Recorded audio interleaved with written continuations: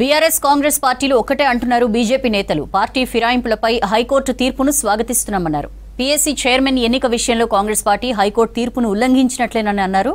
PSC chairman పదవిని ప్రతిపక్ష నేతలకు ఇవ్వడం ఆనవాయితీ అని చెప్పారు.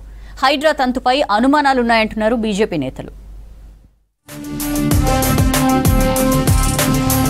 పార్టీ ఫిరాయింపులకు బీజేపీ వ్యతిరేకమన్నారు చేవెళ్ల ఎంపీ కొండా విశ్వేశ్వర్రెడ్డి. పార్టీ ఫిరాయింపులను బీజేపీ సమర్థించదన్నారు.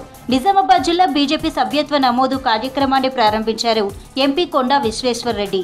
పార్టీలు మారడం బీఆర్ఎస్ కాంగ్రెస్ ఎమ్మెల్యేలకు అలవాటే అని విమర్శించారు.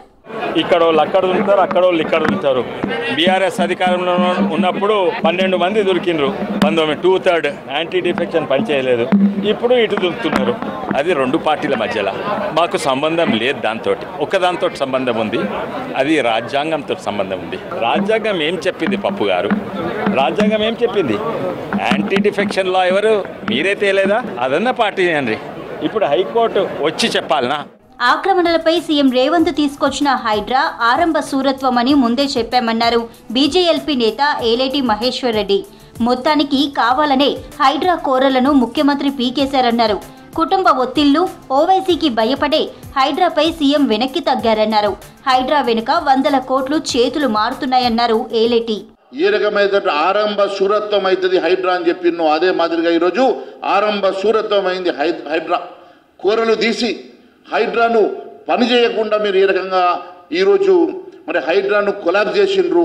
ఓవైసీ గారి బిల్డింగ్లు కూర్చోలేకనో, నీ తమ్ముడు బిల్డింగ్ కూర్చోలేకనో, నీ కుటుంబంలో ఉన్నటువంటి ప్రజల్ని తట్టుకోలేకనో ఈరోజు అక్కడ నివాసం ఉంటున్న వాళ్ళను ముట్టుకోమని, కాలేజీలు నడుస్తున్న కాలేజీలను ముట్టుకోమని ఈరోజు రకరకాలుగా మీరు హైడ్రాకు ఉన్నటువంటి కూరల్ని పీకేసి. రాష్ట్రంలో కాంగ్రెస్ ప్రభుత్వం హైడ్రా పేరుతో పేదలు, మధ్యతరగతి కుటుంబాలను ఇబ్బంది పెట్టేలా వ్యవహరిస్తుందన్నారు ఎమ్మెల్యే పాయల్ శంకర్. హైడ్రాకు చిత్తశుద్ధి ఉంటే నాలాలు, చెరువులను కబ్జాల చెర నుంచి విడిపించేందుకు ప్రయత్నం చేయాలన్నారు.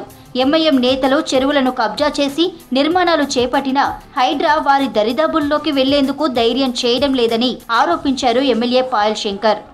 హైడ్రా పేరుతో అడావిడి సృష్టిస్తున్నటువంటి ఈ రాష్ట్ర ప్రభుత్వం నిజంగా మీరొక గొప్ప చిత్తశుద్ధితో 1000 కోట్ల రూపాయల రియల్ ఎస్టేట్ వ్యాపారాలు చేస్తున్నటువంటి బడా కంపెనీల దగ్గరికి ఈ హైడ్రా దరిదాపులకు ఎందుకు పోతలేదు?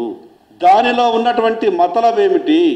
ప్రభుత్వం ఒక విషయం మీద చర్యలు తీసుకోవడానికి ముందుకు పోతున్నప్పుడు ముందుగా ప్రజల నమ్మకాన్ని చూరగొనాల. కాంగ్రెస్ ప్రభుత్వంపై హైడ్రాపై విమర్శలు చేస్తున్నారు బీజేపీ నేతలు. హైడ్రా హడావుడితో పేద, మధ్యతరగతి ప్రజలే ఇబ్బందులు పడుతున్నారని చెప్పారు. హైడ్రా విషయంలో ఎంఐఎం పార్టీ నేతలకు ఒక న్యాయం, పేదలకు మరో న్యాయమా అని ప్రశ్నిస్తున్నారు బీజేపీ లీడర్స్.